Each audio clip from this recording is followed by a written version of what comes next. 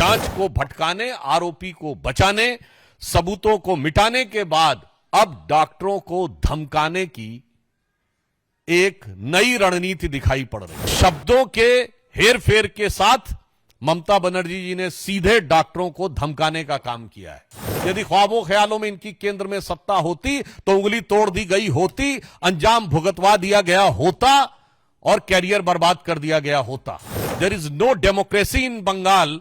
आज वह बिल्कुल शब्दशः चरितार्थ होता दिख रहा है। संपूर्ण देश में जिस प्रकार का आक्रोश उबल रहा है और उस पर तृणमूल कांग्रेस की सरकार के जो निंदनीय आचरण दिख रहे हैं,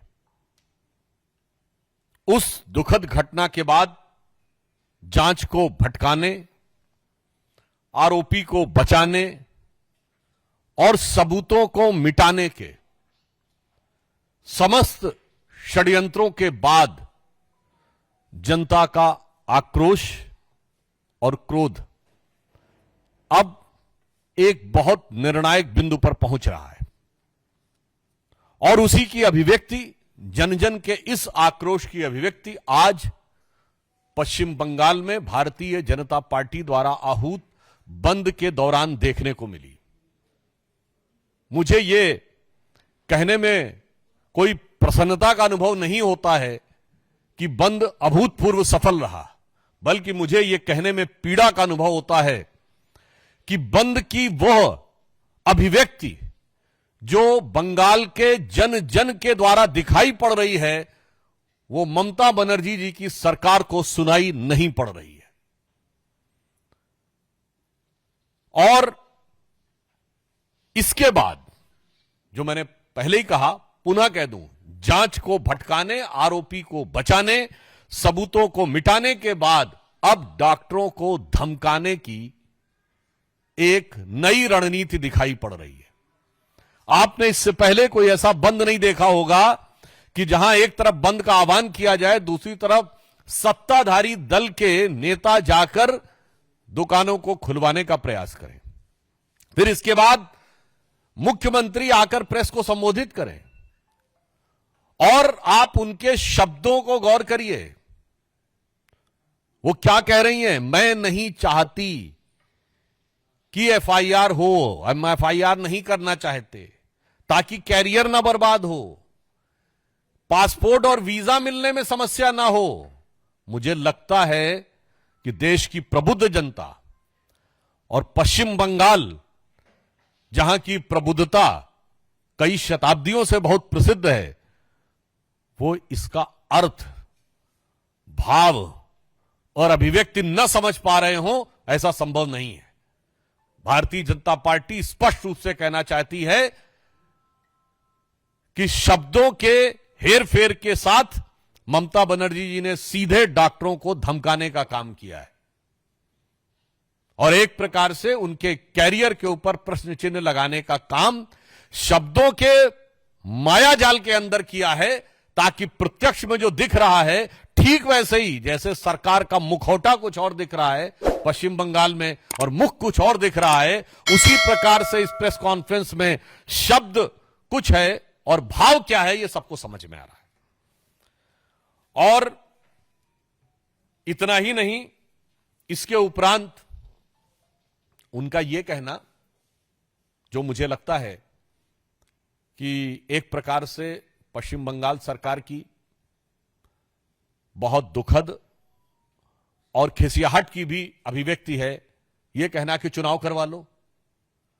मैं पश्चिम बंगाल की मुख्यमंत्री ममता जी से कहना चाहता हूं, महोदया, इस पीड़िता के साथ न्याय का विषय चुनाव का विषय नहीं है।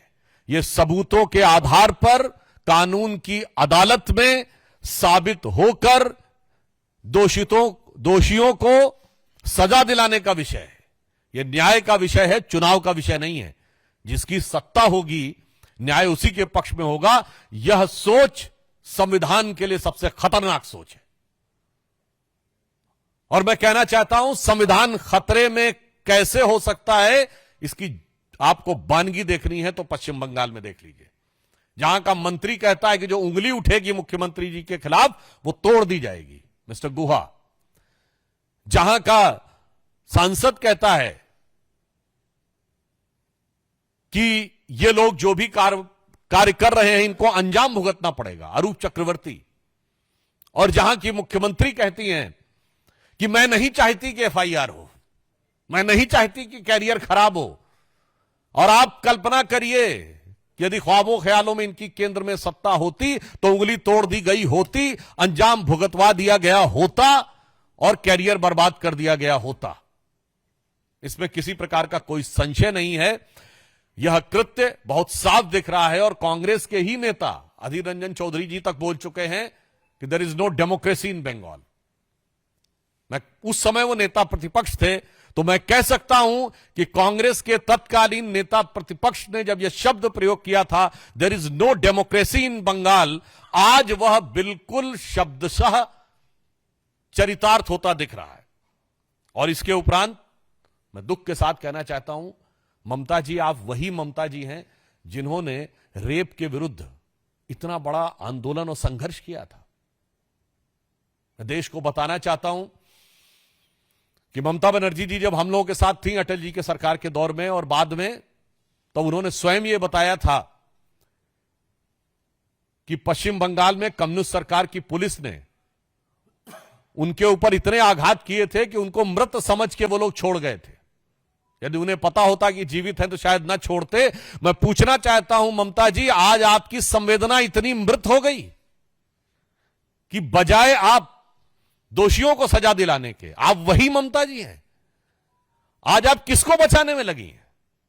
यह डे वन से दिखाई पड़ रहा है कि प्रिंसिपल को दूसरे कॉलेज का प्रिंसिपल बनाना, उसके उपरांत उस जगह को सील न करना, क्राइम सीन को सील न करना, उसके बाद क्राइम सीन के पूरे इलाके में तोड़फोड़ हो जाना, उसके बाद सीबीआई को ट्रांसफर न करना, और अब ध्यान भटकाने के लिए कहते हैं फांसी देने की बात।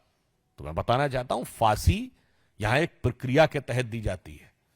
अफसोस की बात यह है कि सर्वोच्च न्यायालय ने स्वयं कहा कि सबूत तो आपने इतने मिटा दिए हैं, सबूतों के साथ इतनी छेड़छाड़ कर दी है ताकि यह काम आसान नहीं है। और अगर आपके मन में इतना है तो मैं पश्चिम बंगाल सरकार से पूछना चाहता हूं, रेप के कितने मामलों में फांसी दिलवा दी है?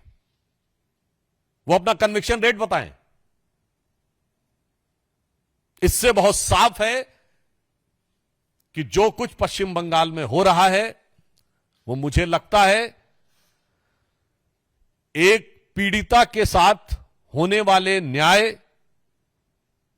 का मजाक और आघात ही नहीं है, संविधान की मूल भावना पर सबसे बड़ा आघात है।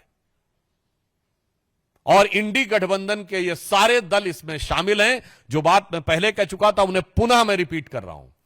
तृणमूल कांग्रेस का वकील कौन है? कपिल सिब्बल, जो राज्यसभा सांसद कहां से हैं? समाजवादी पार्टी के सपोर्ट से राज्यसभा सांसद हैं और कांग्रेस पार्टी के पूर्व मंत्री हैं। कांग्रेस, पुनः कह रहा हूं, कांग्रेस का पूर्व मंत्री, सपा के समर्थन से बना हुआ सांसद, तृणमूल कांग्रेस का वकील है। यानी इंडी गठबंधन में सब शामिल हैं इस अपराध और अत्याचार को बचाने के लिए। इसके अतिरिक्त मैं यह भी कहना चाहता हूं कि ममता जी जो कह रही हैं कि भारतीय जनता पार्टी का जो बंद है, जो हमारे कार्यकर्ता आज लाठी डंडे सह रहे हैं, हिंसा सह रहे हैं, वो हिंसा के लिए है। बहुत साफ हम कहना चाहते हैं, ये तो वो सरकार है 2021 में जिसका आगाज ही हिंसा के साथ हुआ था और इसके लिए हाई कोर्ट से फटकार लगी थी। तो ममता जी, आपकी सरकार हिंसा से जिसकी शुरुआत हुई उसका सर्टिफाइड सर्टिफिकेट कोर्ट से आपके पास है। और मैं पूरे देश को यह भी याद दिला देना चाहता हूं कि पूरे देश में अनेक राज्यों में एक समय में चुनावी हिंसाएं होती थी। मैं नाम नहीं लेना चाहता, कई राज्य थे जहां चुनावी हिंसा की बड़ी चर्चा होती थी। अब सब राज्यों में चुनावी हिंसा समाप्त हो गई। केवल एक ही राज्य है जहां से चुनावी हिंसा की खबरें आती हैं और वो है पश्चिम बंगाल। तो ममता जी, आपकी सरकार की में चुनाव में हिंसा होती है, जीतने के बाद हिंसा होती है, और इसीलिए आपके दिमाग में भी इतनी घनघोर और दर्दनाक हिंसा करने वालों के बचाव की जुगत सरकार कर रही है। और मैं यहां यह भी कहना सकता हूं, हो सकता है ममता जी बड़ी बेबसी में भी हो, क्योंकि आपने जिन आपराधिक तत्वों का साथ लिया था, मुझे लगता है कि उनके हौसले बुलंद इतने हो गए हैं कि शायद ममता बनर्जी के लिए इसके अलावा कोई चारा नहीं है कि वो उसका बचाव करें, क्योंकि शायद उनको रोकना उनकी क्षमता से बाहर हो गया।